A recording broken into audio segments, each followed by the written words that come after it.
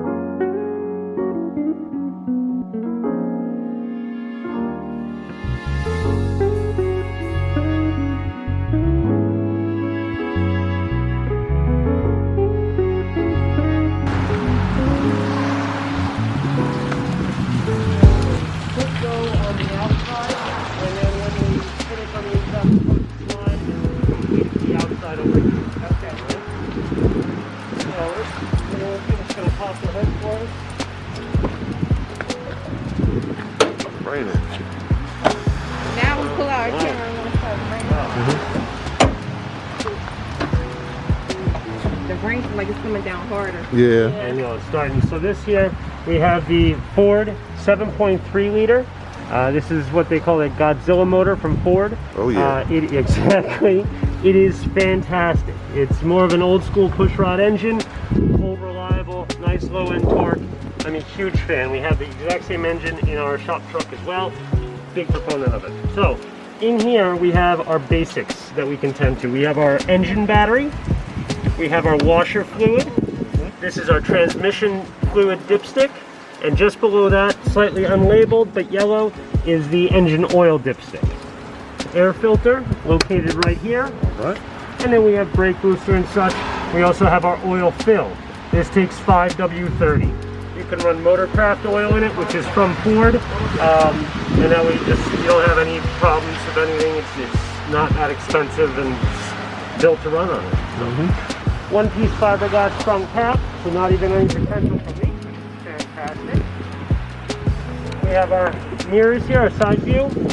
This is going to be the widest point of the vehicle when the slide is closed, obviously. So for driving purposes, if you get into a tight area, if we bump our mirrors, we know we're not going to fit. They will collapse in either direction, and this piece piece here you can move around. The glass itself is power controlled from inside, and that is the same for the other side as well. Cool. We have side view cameras right down here, one on the other side as well. Our main entry door, VIN number and such from Jayco and everything, so you know, numbers, weights, etc. all right on that yellow sticker right there. Over here's our generator. A Cummins Onan 4000. In here, we can lift it out, pop off. You have your air filter, carburetor, and we can stop, prime it, as well as start it right from here as I push that. Okay. Our oil dipstick is right here. It is, excuse me, clean and full. Because we're on a little bit of an angle. Clean and full. We'll wipe that up for us before you head out. And that is, where do we have it on here? It will put someplace, it may be in the manual itself. If you're going to be in different temperature extremes, you can do a different type of oil. So right now it's got a straight 30 weight for various temperature swings, like down to freezing or 0 degrees on up to about, you know, just shy of 100. They say about 10W30. Straight 30 is good for, really, we'll call it the camping season. Right? Okay.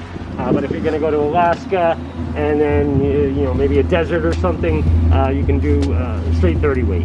And every 75 to 100 hours, you want to change the oil on that. So I'll show you inside where the hour meter is so you know when. Cool. Storage. Lockable.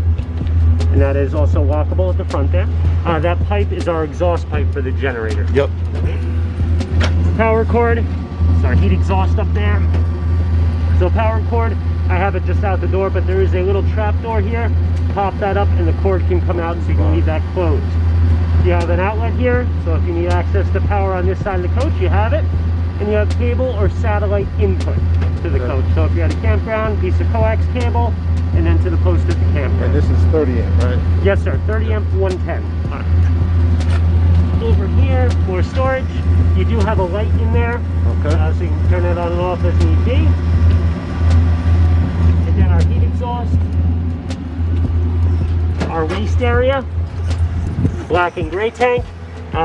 If you're hooked up to plumbing at the campsite, you always want to leave the black tank closed. That is just the toilet. Personally, I leave my gray tank open, so if everybody's taking showers, you don't really have to worry about filling that tank up. Okay. But I'll leave that tank closed so we keep a water layer in there, so not to be gross, but so things don't stick and start to pile up. Then inside there's a gauge showing you how full things are. Once it gets close to full or you're getting ready to leave, you'll come out, pull that handle straight out, and out it all goes. Okay. We also have our fuel fill. And that's one fill port we'll do for the engine as well as the generator. They pull from the same tank, which is roughly 55 gallons, somewhere right about there.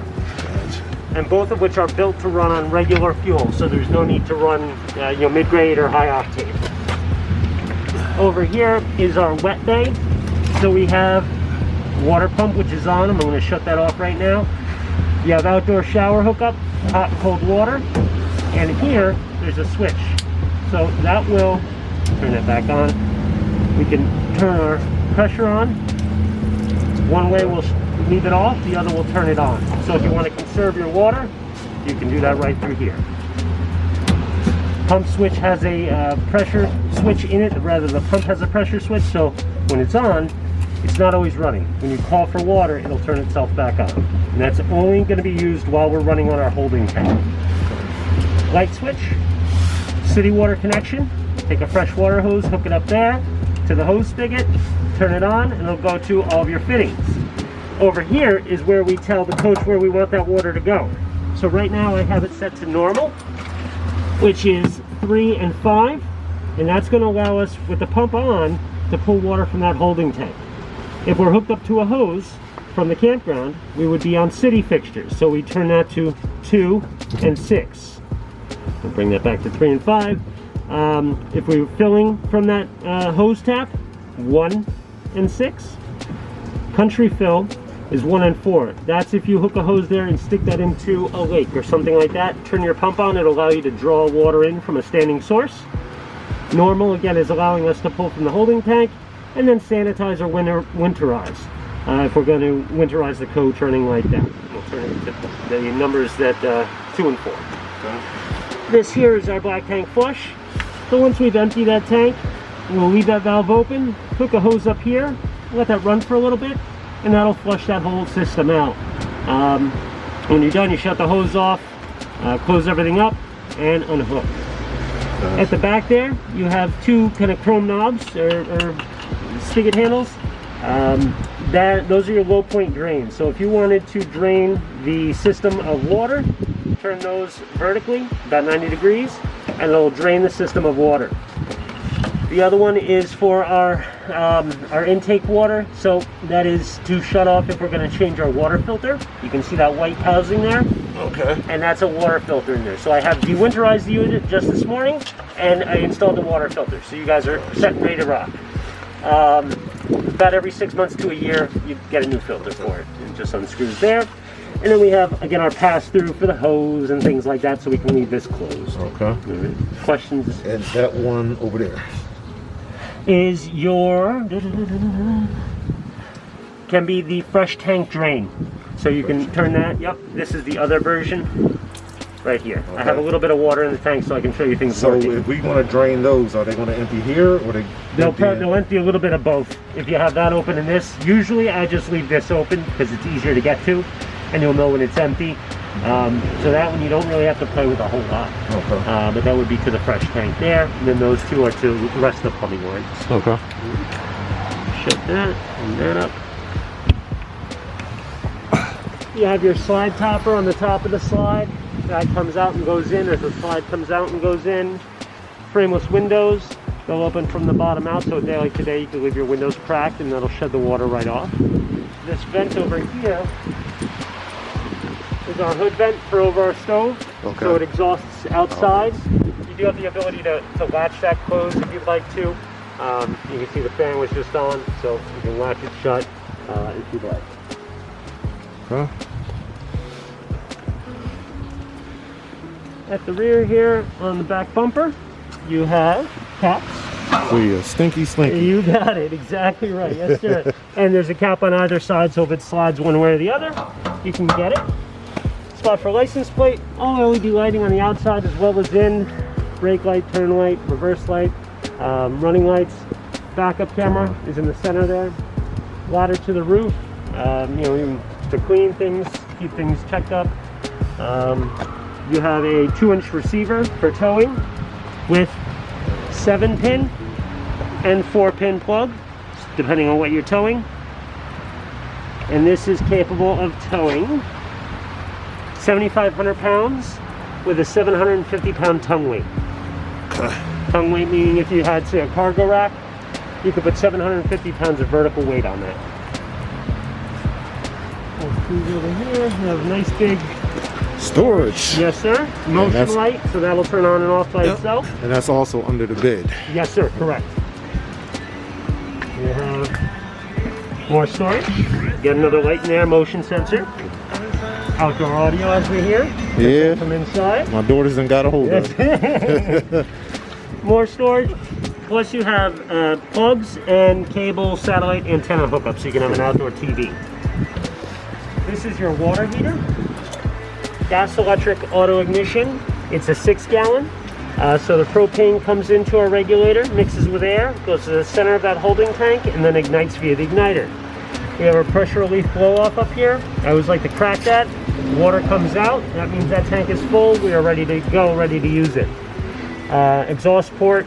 And there's nothing you really have to do here. You have your drain plug down here if you ever wanted to drain that out. Come winterization running, you'll unscrew that and out it goes. This does not require a sacrificial anode rod. It's an aluminum tank, so we do not have to worry about the minerals in the water corroding the tank. That's about it. Inside there's a switch. Click it on whether we want to run gas or electricity. Can I get is there something online that I can get a diagram of this, just in case I ever need to look at it myself? I'm sure, yes. It would be, this is all the info you need here. The medic, the model number, serial number, etc. Gotcha. More storage. That one we looked at, this one here. Yep. And in here you have solar prep. So if you ever wanted to do solar panels, anything like that, all pre-wired for you. Behind here, workings to fridge and freezer. Nothing you really have to do. Occasionally come in here, say every year, beginning of the season, just make sure it's clean of spider webs or anything like that, no bees nests. The electric plug, right, how this works is it heats to cool, so it's actually going to boil glycoethanol in there, runs through this worm tube, and evaporates, which is a cooling process, and it emits via the fins in the back, the cooling fins. Cool. This is a chimney stack, so be mindful when it is running, that does get hot, yes sir. Cool. And this is just a little evaporation piece where if you get a little bit of runoff or anything like that, it'll evaporate out of there. Cool.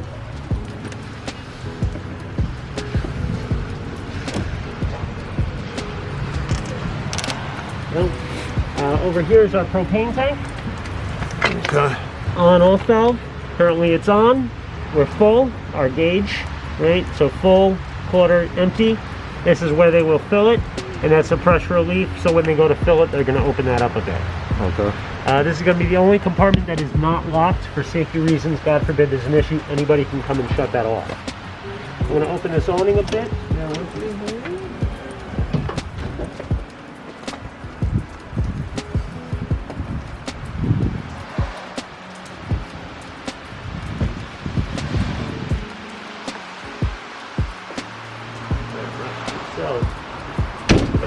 LED light strip, visible obviously when the awning is closed as well as when it's open. And this is an easy pitch awning. So this is going to come out a total of 10 feet. Obviously we're in so close to the fifth wheel. Then you have these arms on the front and rear. So like today, you can give this a pull right in the middle, and that will pitch it to the rear. Biggest thing to remember is make sure it's relatively straight when you before you retract. Yes sir.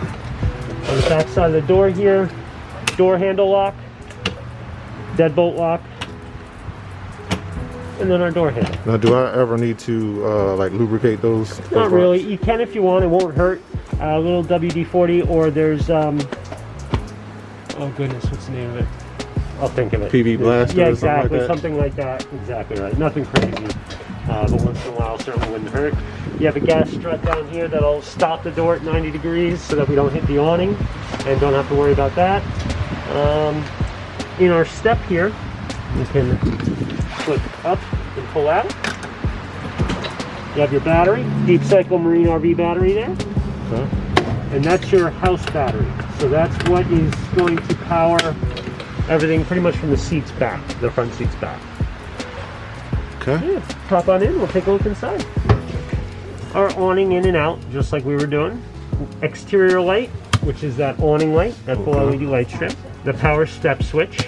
Now even if this is left off and we forgot to flip it on and we're getting ready to go, as soon as the keys go into the ignition, it will automatically retract regardless of what position that is in. Speakers, so if we got the music on, we can have it just inside or we can have it inside and outside. Okay. Main power, when that's flipped, that will shut off again, power pretty much from the seats back. That's disconnecting this battery from everything. So you don't get any draw really on it. Okay. ABC fire extinguisher, God forbid any issues. Pull your tab right here, pull your pin, point and shoot.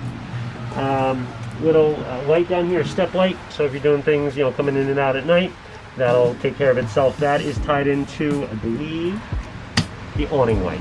So when that light is on, that step light will also be on. I do have a question. Yes, ma'am, please. So this doesn't come with auto leveling. So how does one level it? Yep. So I'm going to say probably about at least 90, if not 98% of the time, you're not going to need to worry about it. The times that you may need to worry about it, if we're really off kilter. So how to fix that? I use, my parents had a Class C for a number of years. We used to use either 2x8 or 2x10 boards and just drive over them, right? So right now we're tipping towards the building. So I would put, one board, say by the back wheels, one by the front wheel, and you just drive up onto it, and that'll offset you. There are other products called Lynx blocks, LYNX, and they look like giant Legos. And they're nice because they're light. They store in a nylon bag, so if they get dirty, they just, again, store in there. They're easy to stow away instead of just a piece of wood. And you can lay those out and use it as the same thing as wood. You can stack them, so if you need a lot more. I usually recommend get 2 cases, so you'd have, usually they come in about a 10-pack, so about 20 would do the trick. And that'll love you out. Yep. Okay.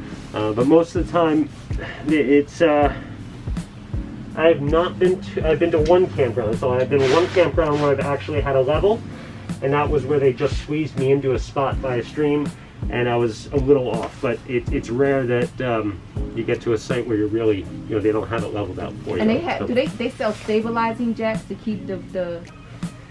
Yes, ma'am. There's a bunch of different versions. So there's ones that I think you can mount to the frame. They're like crank jacks, we'll call them, like you'd use for to change a tire in a truck.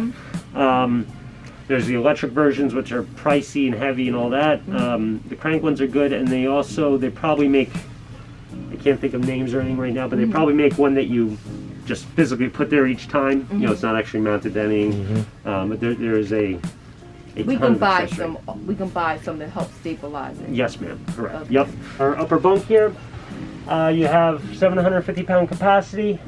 This can flip back. You have the net that'll clip in and clip to here and here, so you don't have to worry about either things coming off or somebody rolling out. The ladder is, when we get to the back area, is in the closet in the master bedroom. It's a telescoping ladder. Okay. All storage up top there. On the side of that pillar, you have a little switch at the bottom. That'll operate these 2 lights, the bunk lights. Yep, perfect. And then above that, you have your plug for the TV, the cable / satellite hookup, and above that, at the very top, is for satellite, if you had different boxes and things that you needed. This is a full telescoping mount, right? And it can lock into place for travel. A power outlet.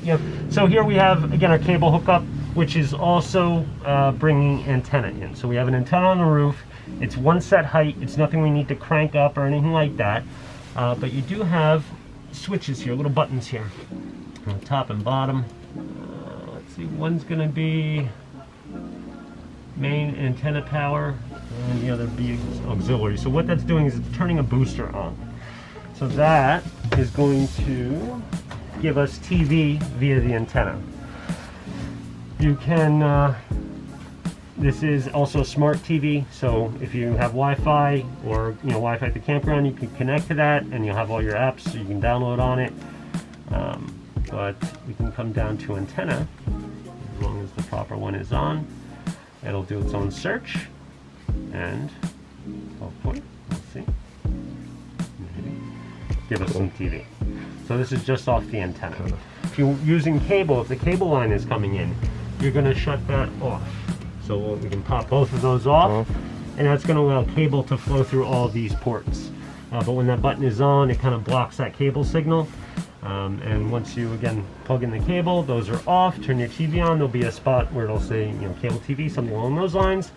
You'll select that, it'll scan through and pick up everything that it can. Gotcha. See, what size TV is this? This is, I'm going to say about a 32. Yes, sir. Maybe we can get a. You might be able bigger... to squeeze a 37, 40, maybe. So the thing comes. Let's see. That's us locked. Yeah. So. We're not supposed to be watching all that. Well, only because we probably gonna have to put one in the back. Yeah. So I'm just thinking of taking this one, put it in the back. Right. That's a small area. Yep. Yeah. Antenna. So if you're running the antenna, you can. There's a little button on the side here. If you push that, that'll allow you to spin it. I like the arrow facing forward. Kind of makes it a little bit more aerodynamic, but it does not matter if you forgot it that way. It's not going to hurt a thing. Gotcha. And that just rotates the antenna to try to hone in the signal a little bit. And here is our control panel. So this is kind of where everything goes on. We have our slide, extend and retract, which we'll do at the end. We have our generator. So again, just like we saw outside, you can push and hold that stop button. When that red light comes on, that means we're priming the motor. And then you can hit start. Fires up. You have your hour meter. So right now there's what, 0.5 I think on there, something like that, yep. So again, every 75 to 100 hours, change the oil on that. That's your hour meter, so every 100 is easy. So at 100 hours you change the oil, 200 change the oil. How easy is it to change the It's oil? not bad. There's a plug right at the bottom, and you just let it come out into a pan, and then you'll pour in right where we undid the dipstick, that yellow. Okay. Pours right in there. There's no filter or anything like that. So I'm gonna shut that off. So now we're running on the generator. I'm gonna shut that. It's not bad at all. It does a really good job. And it's not underneath the bed, which some units, they stick it right under there, and it's a nightmare to try to sleep. So you have your generator there. Slide room again, and then we have our levels of everything. So we have our battery. We push that. It's full, right? Empty, 1/3, 2/3 full. Fresh tank, about 1/3 full. Black tank empty, and gray tank also empty. So as you use them, they will increase or decrease. Pump means that water pump is on. Now it's off. Now it's on. And again, there's a pressure switch. When we call for water, the pump will turn itself on. Okay. Tank heaters. So if you're gonna be below freezing, flip those on, and that'll keep the tanks above freezing. They do draw a lot of power, so make sure that you're either plugged in or you have your generator on. Don't run them just on the battery. And then we have water heater, whether we want to run it on LP gas or electric. You flick it on and leave it on. Now above this pump, there's something that says FLT. That stands for fault, and that's relating to the gas side of the water heater. So that'll light up if the water heater does not ignite. Maybe we're out of propane or something like that, and it's not igniting. That'll light up to let you know inside the coach, okay, the water heater's not going. Gotcha. You can hear it. Yep. It just turned on. There's no fault. It's running the hot water heater right now. So that's gas. If you're plugged in, run it on electric. That way you don't have to worry about using propane. It takes roughly half hour, 40 minutes to heat a full tank up from empty or from cold. I get about a 5 to 8 minute hot shower. My wife gets like a 3, maybe 5 minute, all depending on how hot you like your shower. But you have outlets, and there are lights under there which are controlled from the switch room. Okay. And you have another set of outlets right here. More storage. You can the gas struts, hold those open or closed. We have the fridge. And freezer above there. 8 cubic foot fridge. Is it on? Yes, ma'am, it is on. Yep, green light, it is on. Cool and everything? Takes about 6 hours or so to cool down from warm. So this, you can hit the mode button, or the push it, there we go. So right now we're just on electric. Electric. Yep. I always run mine on auto.